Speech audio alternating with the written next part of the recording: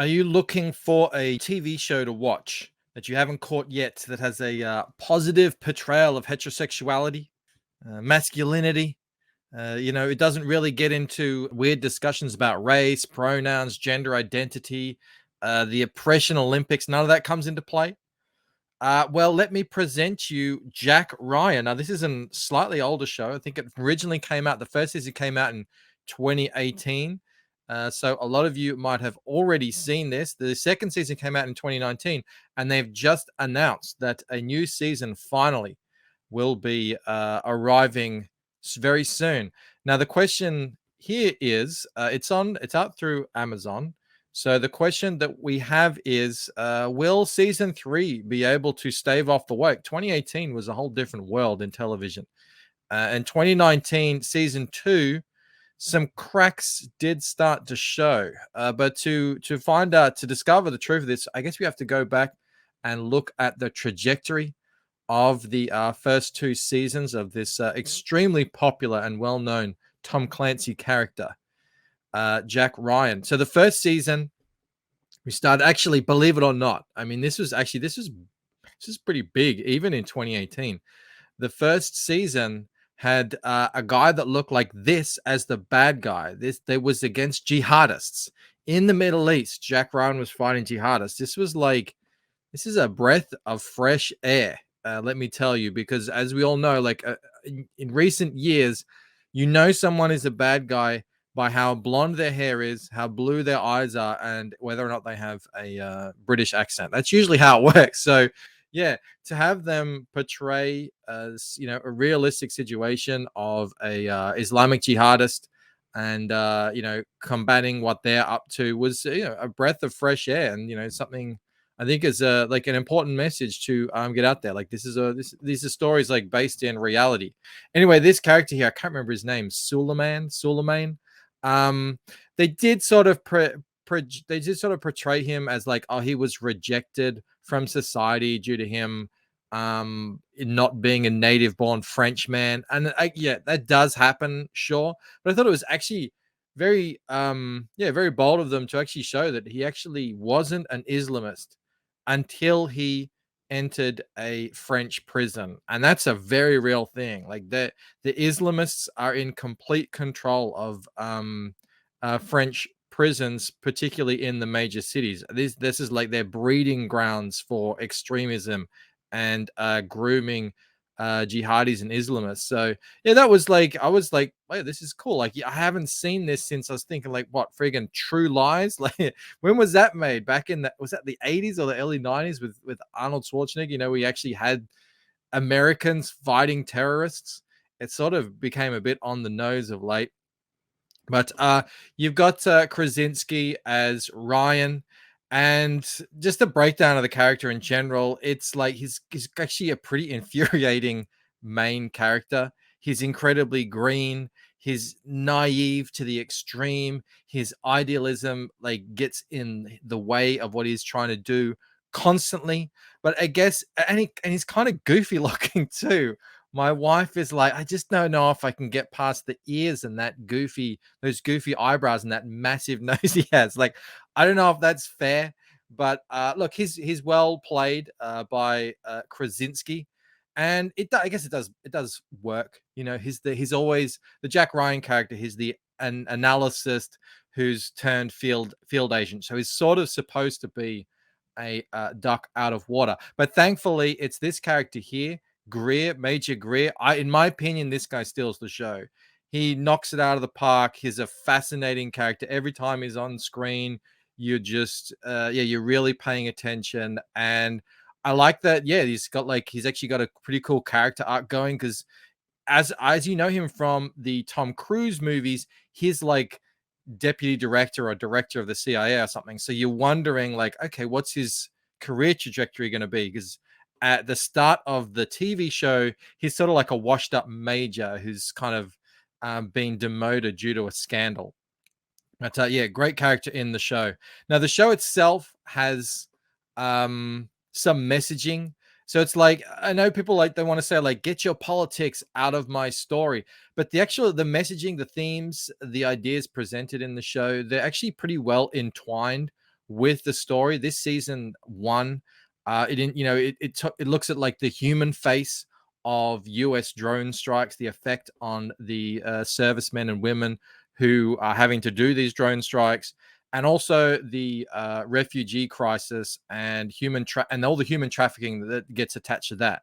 Now, the refugee crisis in this season is focused obviously on the Middle East, but as we know, there is also a asylum seeker or immigrant crisis happening in Central America and on the southern border of the US, and there's massive amounts of human trafficking going on there. So it does manage to stay very topical and relevant, but without like banging you over the head with it and giving you a lecture over it. It's more just about it's intertwined directly into the plot.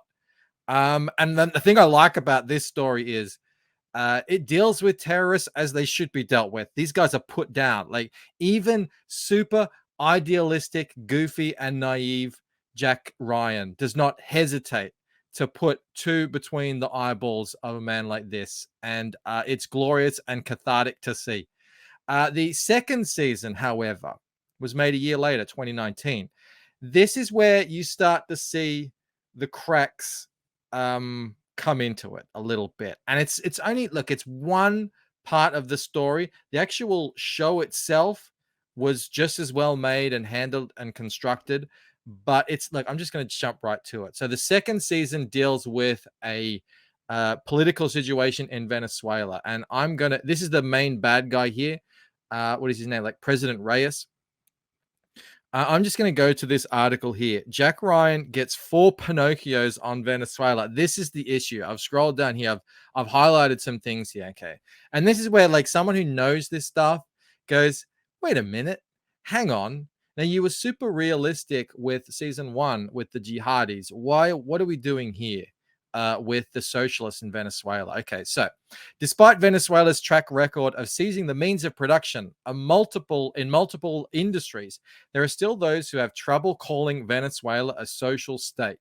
So yeah, we start off the season, and now Jack Ryan is doing lectures or something, and now he's giving a presentation on the current political climate in Venezuela. And look, this is what he says.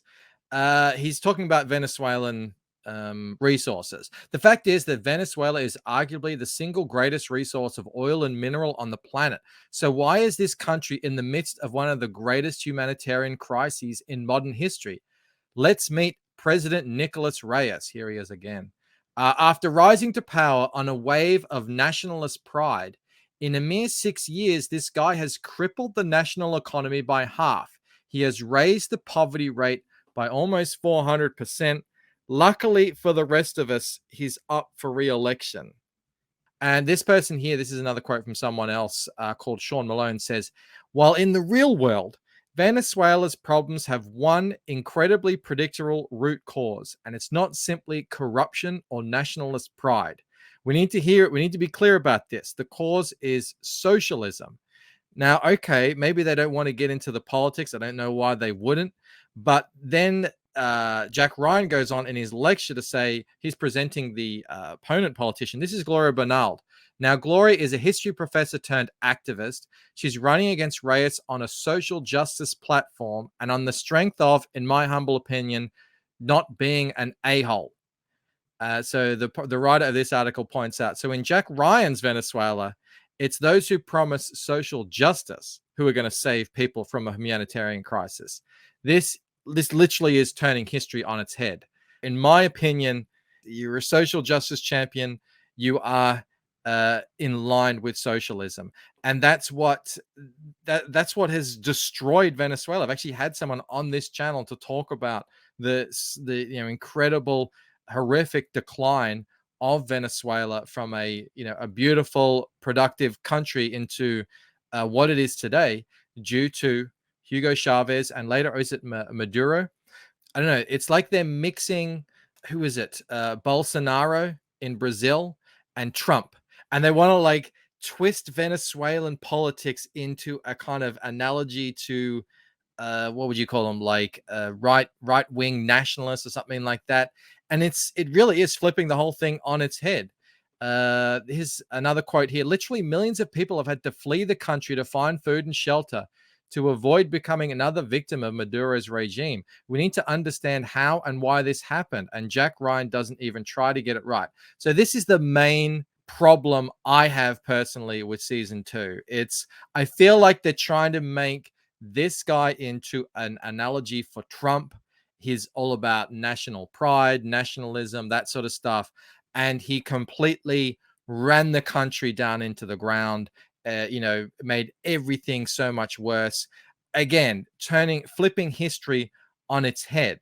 Now, this might seem like a turnoff, but it's weird because the actual message of this season was more about like anti-corruption, even though it doesn't want to name socialism. But like all this politics aside, it is still the season was still a fun ride. It was well structured, it was well implemented. The acting was perfectly good and all that sort of stuff. And just like in season 1, they were able to weave in subplots and introduce side characters that I hope we will see in future seasons. Although this season does end on it goes a bit John Wick at the end of season 2, which is like that's what you're into. It's like it's not as smart or political as you would imagine a Tom Clancy novel being, but look, it's still highly entertaining. And that leaves us to season 3. There's not much to say here. It's just been announced that season 3 is coming on Prime. When is it saying it's coming here? It was announced. It will premiere on December 21st. Wow, that was a long break. Look, the plot, it sounds very generic, but look, I don't mind generic. Just give me something that isn't woke and I'm fine. It says Jack is wrongly implicated in a larger conspiracy and suddenly finds himself a fugitive out in the cold, now wanted by both the CIA and an international rogue faction that he uncovered. Jack is forced underground, crisscrossing Europe, trying to stay alive while preventing a massive global conflict. I mean, it sounds like every, there's one of these in the James Bond shows. There's, Jason Bourne. What's the other one? Reacher as well. We've been down this path before, but again, as I said, just please, Amazon, please don't make it woke. Please keep it more in line with what we saw in season 1, and I will be happy. What do you guys think? Did you guys watch the first 2 seasons? Have what I said interested you in seeing it? Despite the weird thing about ignoring socialism, it is actually a highly enjoyable show. I enjoyed watching it with the wife, and I'm looking forward to catching out on season 3. Guys, if you enjoyed this video, please do give it a like, consider subscribing, becoming a member, and all that good stuff. I will see you on the next video. All right, bye.